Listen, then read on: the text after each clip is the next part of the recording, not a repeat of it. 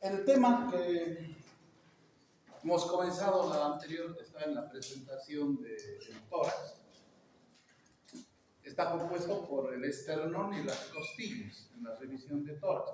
Ya dijimos la anterior clase que no entra columna, porque es parte del tórax, columna dorsal, porque lo hemos visto cuando veíamos las vértebras. Entonces ahí ya está desarrollado. Entonces el tema de hoy es las costillas. Lo que ven es una pintura, una galería de arte que se llama La creación de la mujer. Si se fijan, ahí está Dios. Y si ustedes se acuerdan de las primeras clases donde hemos hecho la clasificación, hemos clasificado a los huesos según el predominio de su longitud sobre otros diámetros. De hecho, son huesos largos. Pero ahí habíamos indicado que tengan la longitud a predominio del ancho y del espesor es parte del criterio. De hecho, las costillas tienen predominio de la longitud sobre el ancho y el espesor, pero no son huesos largos. ¿Por qué? ¿Qué les falta? ¿Qué tienen los huesos largos que no tienen las costillas? Hablen. Canal medular, ¿no?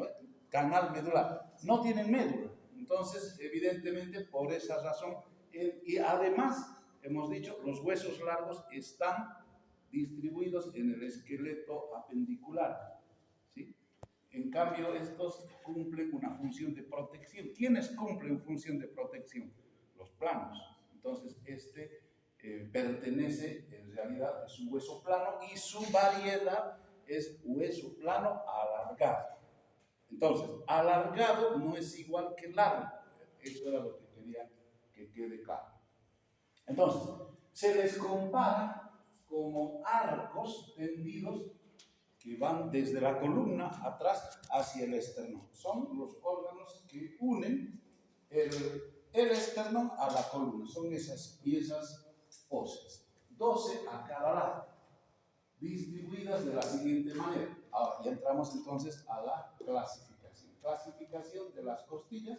7 costillas verdaderas o externales, 3 costillas falsas o espurias y 2 costillas, las últimas, dice, llamadas flotantes, para que estemos al día con los conceptos. Verdaderas, ¿por qué se llaman verdaderas? Las costillas verdaderas toman unión directa ¿con quién?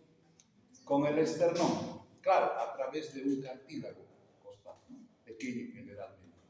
Esas son las verdaderas. Las costillas verdaderas se unen directamente al esternón, por eso son verdaderas. Costillas falsas, ¿cuál es el elemento aquí? ¿Cuál es la clave? Las costillas falsas, ¿qué hacen? Se unen indirectamente al esternón. ¿Por qué indirectamente? Primero forman un cartílago común. Las 3 forman un cartílago y ese cartílago llega al esternón. Entonces, no se unen directamente, por eso dice falsas. Espurio quiere decir lo mismo, que no es cierto, que no es verdadero. Entonces, por eso se llaman costillas falsas. Y las 2 últimas costillas son flotantes porque nacen a nivel, a la altura de la columna, pero no hacen ningún intento, así dice, por establecer alguna conexión con el esternón. Se quedan ahí, ni siquiera van a intentar acercarse al esternón. Entonces, eso es lo que necesitamos como introducción. Vamos a hacer una descripción general de las costillas. Eso quiere decir que lo que vamos a señalar es un elemento común a la mayoría de las costillas. Habría que hablar como una costilla tipo, algo por ahí, ¿no?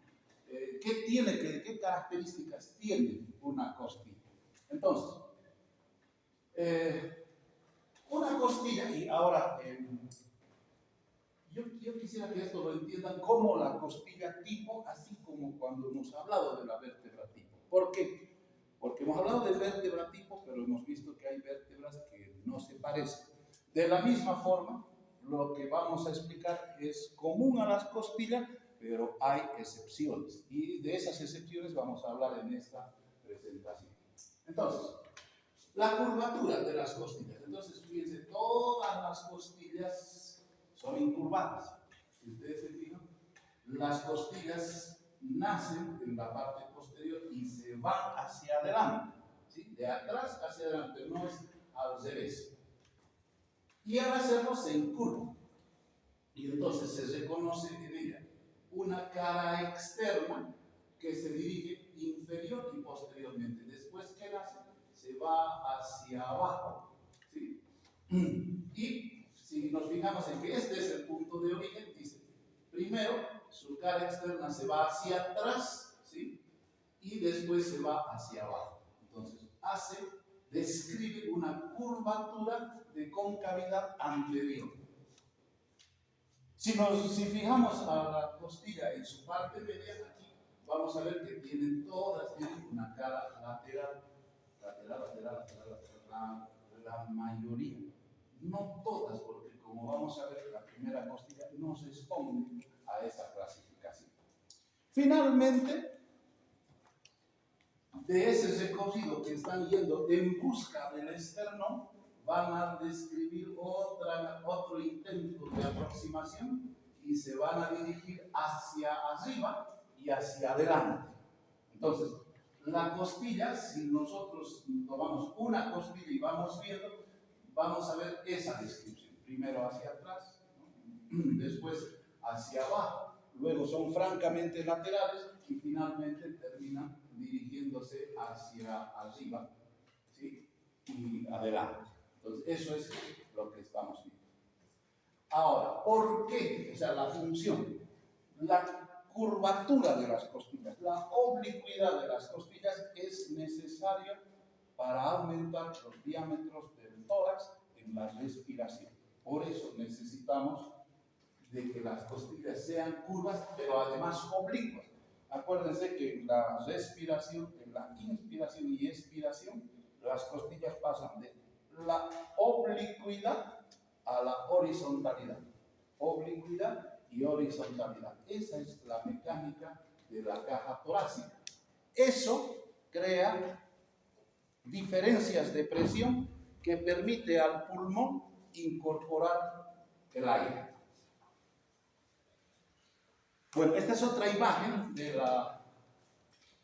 la costilla, y si ustedes se fijan, entonces, además, una costilla tiene que tener una cabeza, tiene que tener un cuello, tiene un tubérculo y finalmente tiene un cuerpo. Esos son los elementos que forman parte de las costillas. Entonces, dice ahí, toda costilla presenta para su estudio una cabeza. La cabeza, esta formación, es articular, presenta facetas articulares. Y fíjense, dice, dos facetas articulares separadas por una cresta costal.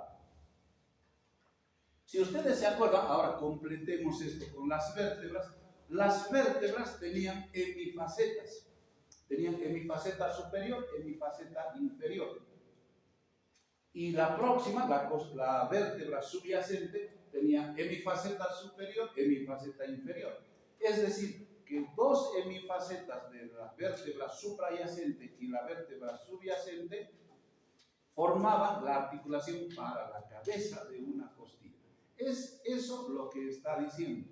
Entonces, una costilla, la cabeza de una costilla tiene una superficie para una hemifaceta y la otra faceta articular es para la otra vértebra. Pero entre los dos aparece una cresta y esa cresta corresponde a la presencia del disco o del cuerpo intervertebral. Entre vértebra y vértebra hay un disco, un fibrocartílago. Entonces, en la costilla eso se refleja porque tiene una hemifaceta y tiene una cresta transversal que separa ambas. Eso es lo que está indicando esa definición de cabeza. Ahora, la cabeza tiene un cuello. ¿Por qué tiene la cabeza un cuello? Porque el cuello es la parte que une la cabeza al cuerpo. Y si ustedes se fijan, lo que viene más abajo ya es el cuerpo de la costilla. Entonces, hay un cuello, dice, intermedio entre la cabeza y el cuerpo, y se dirige hacia atrás hasta la quinta horizontal desde la sexta.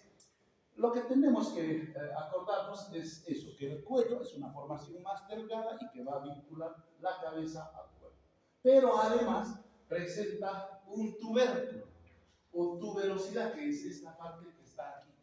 ¿Sí?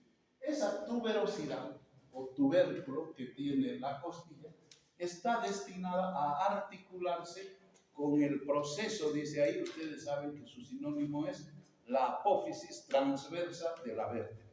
Las vértebras no solamente se articulan con las costillas por sus cuerpos, también lo hacen por su apófisis transversa. Por lo tanto, cada vértebra ofrece doble articulación a las costillas. Una a nivel de la cabeza de la costilla y la otra parte es el tubérculo. ¿Con quién se va a articular el tubérculo? Con la apófisis correspondiente a la vértebra que le toca. Si miramos desde arriba, nos podemos ver lo que hemos dicho, ¿no? Primero la costilla, después de su articulación con el cuerpo, se va a dirigir un poco hacia atrás, luego lateralmente, luego se va a desplazar hacia adelante y luego va a intentar volver hacia el encuentro con el esternón. Las costillas van a ir aumentando en tamaño desde la primera costilla, que es pequeña, la segunda es más grande, la tercera es más grande y así. Va a ir aumentando de tamaño hasta la séptima costilla. A partir de la octava, otra vez va a comenzar a disminuir su longitud. Bueno, esta imagen era para mostrar la articulación de la cabeza de la costilla. Aquí estamos viendo el corte de una costilla, pero para mostrarnos la articulación de la costilla. Esta es la cabeza de la costilla y lo que estábamos diciendo, ¿no? Aquí aparece una faceta para articularse con la vértebra suprayacente, otra faceta para articularse con la vértebra subyacente y separadas al medio por una cresta que corresponde al disco intervertebral, al disco que aparece entre las vértebras. Entonces, eso estamos viendo en lo que corresponde a la cabeza de las costillas. Y la otra, si ustedes se fijan, aquí también está la costilla. Aquí está la costilla, aquí está el tubérculo. Y si ustedes se fijan, la vértebra tiene además sus apófisis transversas. Y lo que estamos diciendo es que tiene una articulación y tiene una segunda articulación. La segunda articulación de la costilla une el tubérculo de la costilla a la apófisis transversa de la vértebra correspondiente. Eso es lo que estamos viendo. Y bueno, y la mayor parte de la costilla es cuerpo de la costilla. El cuerpo de la costilla es aplanado, presenta una cara lateral convexa, si ustedes se fijan, la cara lateral es convexa, mientras que la cara medial es cóncava. Y está destinada a albergar inserciones musculares. No se preocupen, nos falta revisar los músculos del tórax y en las próximas clases nos toca ver, después de huesos, articulaciones y músculos. Vamos a ver los músculos. ¿Qué más? Presenta bordes. Y ahí lo que dice. El borde superior es redondeado y liso. Vayan a la osteoteca, agarren las costillas. ¿Cómo se identifica a la costilla en su posición correcta? Cabeza hacia atrás, cuerpo hacia adelante. Borde superior romo, suave, por palpación arriba. Borde afilado, cortante, abajo. Y un surco, que es lo que se encuentra abajo. Entonces, por eso dice, el borde superior es redondeado y liso. El borde inferior es delgado y cortante. Por ahí pasa o por ahí aloja al paquete vasculo nervioso intercostal. Entonces, nosotros tenemos 12 costillas. Por el borde inferior de cada una de las costillas va a transcurrir, va a pasar el paquete vasculo nervioso de cada costilla. El paquete vasculo nervioso intercostal. Arteria, vena y nervio intercostal van a pasar por ahí. Y finalmente, el extremo anterior, que no es así cortante como se le ve en el hueso, sino que se continúa formando un cartílago. Y ese cartílago, de acuerdo al tipo de vértebra, se va a unir directamente al esternón, se va a unir al cartílago común o va a quedar libre, ¿no? Si de acuerdo a si es verdadera, falsa o flotante. Entonces, aquí está otra representación de lo que decíamos. Costilla en corte para mostrar borde superior, ahí está el borde superior, redondeado, suave, liso, etc. Borde inferior, cortante, cuando uno lo ve. Y en el borde propiamente dicho pasa la arteria, la vena y el nervio intercostal. Entre una costilla y otra hay músculos, los músculos intercostales. Bueno, ¿y esto qué? A mí qué le importa que sea así? ¿Qué importancia tiene? Si yo quiero hacer un drenaje pleural, hay un derrame pleural, tengo que colocar el trocar, tengo que introducirlo al tórax. Entonces, cuando yo tenga que introducir para sacar líquido que ha llegado al pulmón, yo tengo que colocar el trocar palpando primero el borde superior y un poco más encima, más por arriba del borde superior, voy a poder colocar el trocar.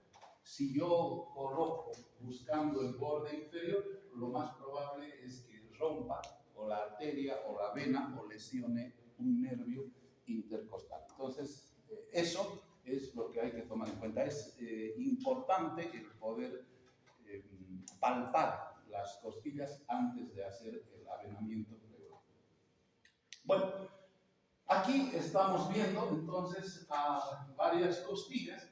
Las que se describen especialmente es la primera costilla, la segunda costilla y de ahí vamos a ver, creo que vienen las flotantes. Entonces, estamos viendo la cabeza de las costillas, estamos viendo el cuello de las costillas y estamos viendo el tubérculo. Fíjense, las costillas tienen que tener tubérculo y tal vez la primera costilla es la que más grande y más fuerte tiene su tubérculo. Eso lo permite diferenciar de otras costillas. Y como ven ustedes, ahí están las costillas flotantes. Costillas flotantes que ya vamos a señalar sus características. Veamos entonces las características propias, particulares de algunas costillas, así como habíamos visto en vértebra. Y hemos dicho atlas, axis, ¿sí? C7 o prominente, L5. Veamos cuáles costillas merecen una descripción individual. Y sin duda, la más notoria es la primera costilla. La primera costilla se aparta de la descripción general, de lo que acabamos de explicar. No es así. Así son todas las demás costillas, pero la primera costilla es diferente. ¿Y qué creen? En el examen, ¿qué se pregunta? Diga usted 5 características que hacen de la primera costilla una costilla única, ¿no? Ya han visto de las vértebras, hemos hecho igual. Bien, entonces, en primer lugar, podemos decir que esta costilla es plana. Si uno lo mira, es una superficie plana, es de esta forma. Todas las costillas tienen cara lateral, tienen cara medial, pero la primera es así. Tiene cara superior, cara inferior. Entonces, en eso es diferente. Dice, es plana. Esta costilla no está torcida sobre su eje. ¿Qué más? Es la que tiene la curvatura más desarrollada. O sea, en otras palabras, la primera costilla es la que más se encurva.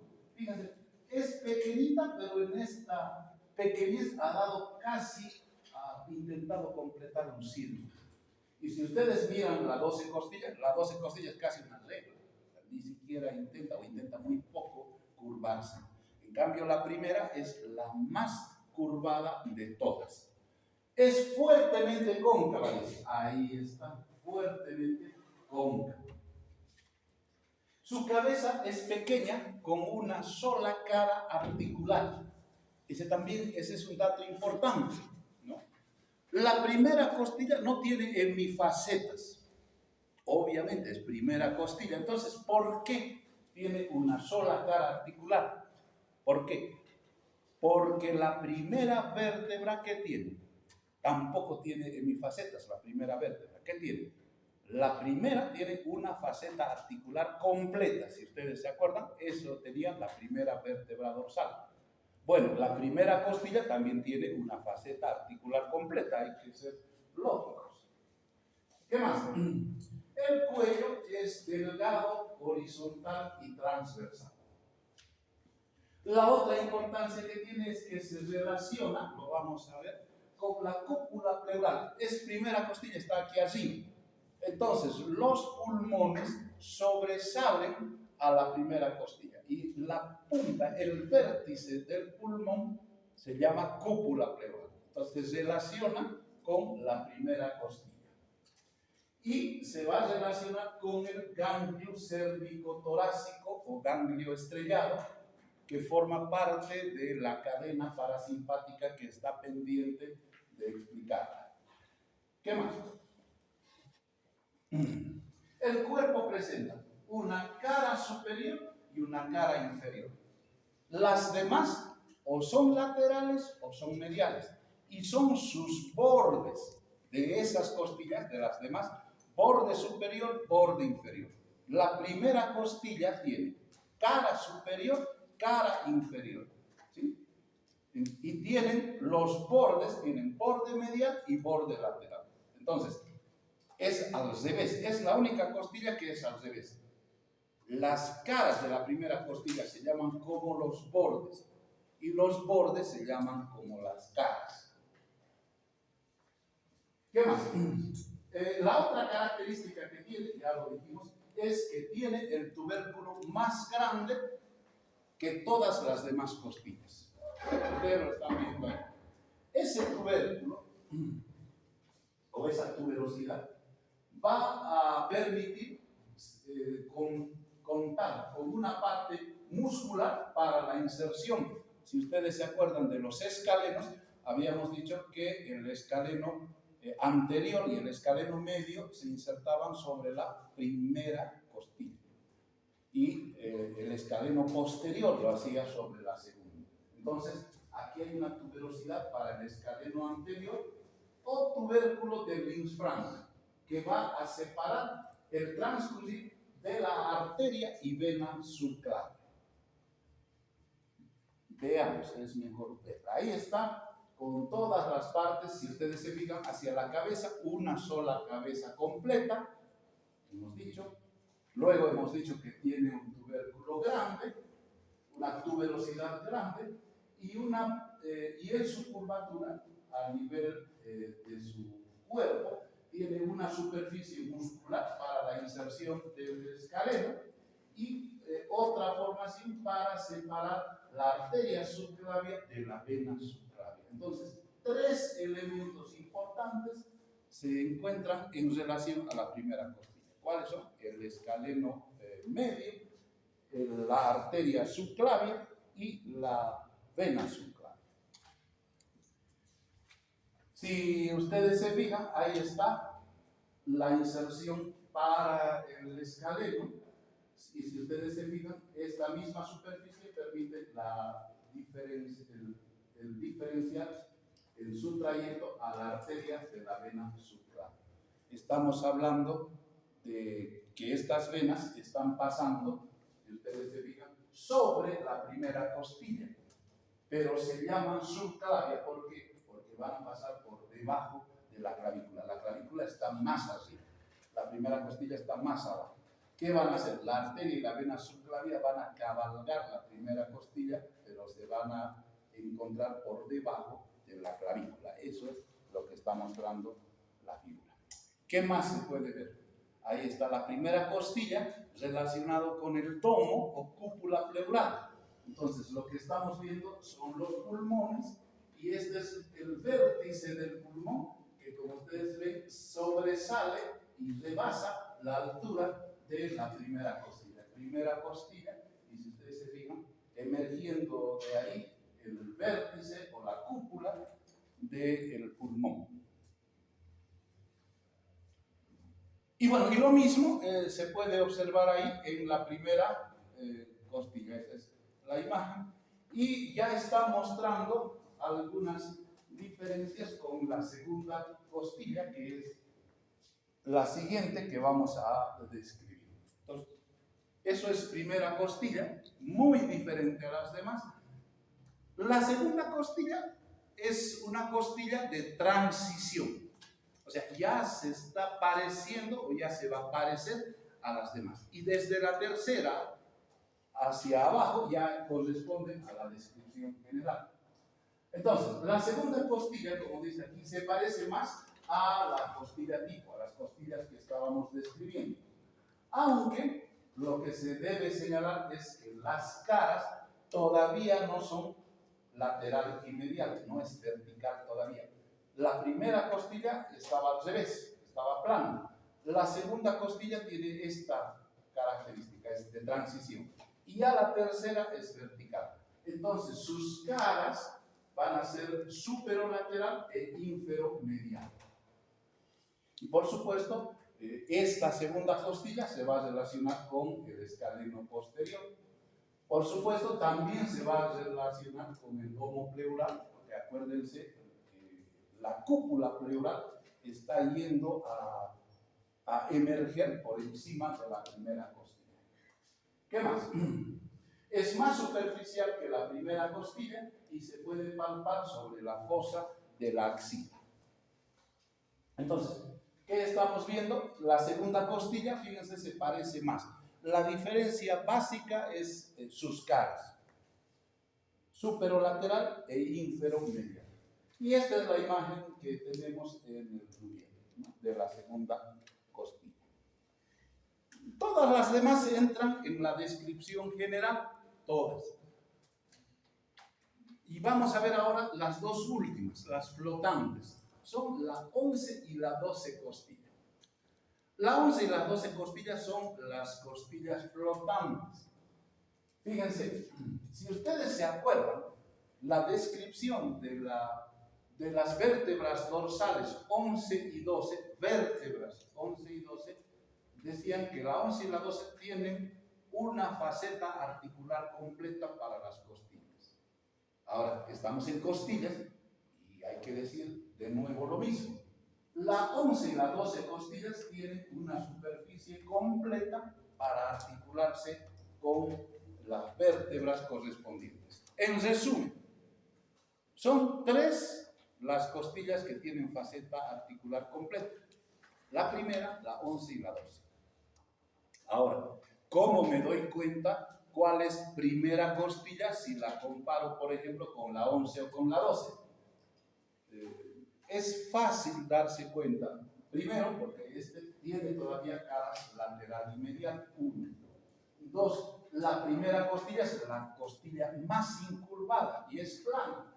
En cambio, si ustedes se fijan, busquen ahí en la osteoteca, hay estas costillas. Estas costillas son también chiquititas, se parecen a la primera, pero no tienen curvatura. Como les decía, es así tal cual se las ve. Parece que fueran casi rectas, porque son flotantes y no toman ninguna relación con el esternón. ¿Sí? Entonces, eso es, y la otra, ¿no?